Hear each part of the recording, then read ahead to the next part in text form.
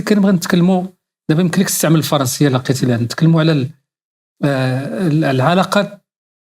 العلاقه المغربيه الفرنسيه Mhm. سياسيا، السياسه، Mhm. العلاقه السياسيه ما بين المغرب وفرنسا، كيفاش تشوف دابا Mhm. la relation politique entre la France et le Maroc? Ah, là, je trouve que c'est une bonne chose déjà qu'il y ait eu la réconciliation, Mhm. parce que la France est... سميتيها la réconciliation، سميتيها المصالحه، يتصالحوا. Ouais. Avant il y avait un conflit, Avant, il y avait des tensions, ouais. des tensions, pas un conflit. Mais c'est surtout, je pense que c'est un problème surtout du côté de la France, du Mhm. côté du président français. Il y avait un ego peut-être un peu trop gros, hein. C'est pas question d'intérêt. Mais D'intérêt. non, je pense pas. Au contraire, la France avait beaucoup d'intérêt au Maroc, donc elle n'avait pas intérêt à se fâcher avec le Maroc. Il y a toutes les entreprises du 440 qui sont installées au Maroc. Mhm. Donc elle avait intérêt à conserver ses liens étroits économiques et politiques avec le Maroc. Maintenant, qui peut se passer du Maroc aujourd'hui? Plus personne. Mhm. C'est la porte ouverte vers l'Afrique. Et plein de gens l'ont compris. Nos amis espagnols l'ont bien compris depuis longtemps aussi. Mhm. Hein, l'Espagne a même dépassé la France en termes de partenariat économique. Mhm. Donc, non. Je pense que c'était une très mauvaise chose que qu'il y ait ce conflit. Et je pense que la réconciliation est une bonne chose et que ça va permettre aujourd'hui de pouvoir lancer des gros chantiers très importants.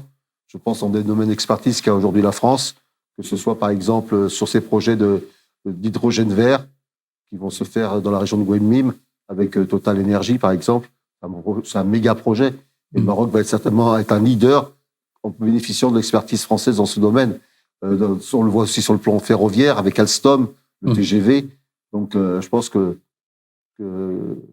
ça, c'est Et une très Renault, bonne chose. Ouais, très bonne chose. Renault aussi, voilà, ça crée de l'emploi et Maroc a gagné en expertise. Aujourd'hui, on est capable de lancer des gros chantiers, même dans le domaine de l'aéronautique. On peut avoir l'avion marocain bientôt. Parce qu'on a bénéficié de cette expertise dans la construction automobile et on a maintenant des gens formés et bien formés. C'est ça l'intérêt aussi, d'avoir une bonne relation. Et le problème de الصحراء المغربية dans tout ça, كيفاش؟ Je pense que ça y est, maintenant la France a pris acte. Et c'est le président Trump qui a montré la voie, finalement, en reconnaissant le Sahara marocain. Et je pense que maintenant tous les pays emboîtent le pas. Et ça, c'est une chose logique. Moi, je suis allé plusieurs fois dans la région. J'adore la région de Darla.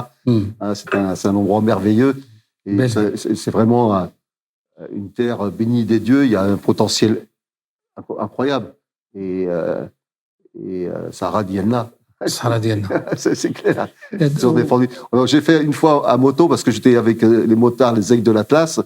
On a organisé le premier raid de la Marche Verte. On est parti avec 150 motos de Casablanca.